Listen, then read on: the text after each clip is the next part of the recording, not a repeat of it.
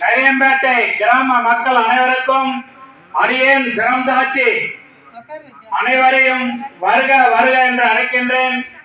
நமது ஊரில் பிள்ளையார் ஆலயம், ராமர் ஆலயம், கூட்டக்காரம்மன் ஆலயம், மாரியம்மன் ஆலயம், ஓம் சக்தி ஆலயம், இந்த 5 ஆலயங்களுக்கு மிக மிக சிறப்பாக அனைவரின் ஆதரவு ஒத்துழைப்பின் பேரில் 2/7/2026 அன்று மிக மிக மிக சிறப்பாக கும்பாபிஷேகம் நடந்தது. அதை தொடர்ந்து 48 நாட்கள் மண்டல அபிஷேகம் செய்து வந்தோம். இன்று 48வது நாளாக மண்டல பூர்த்தி அபிஷேகம் நிறைவு விழா நடந்து கொண்டிருக்கின்றது.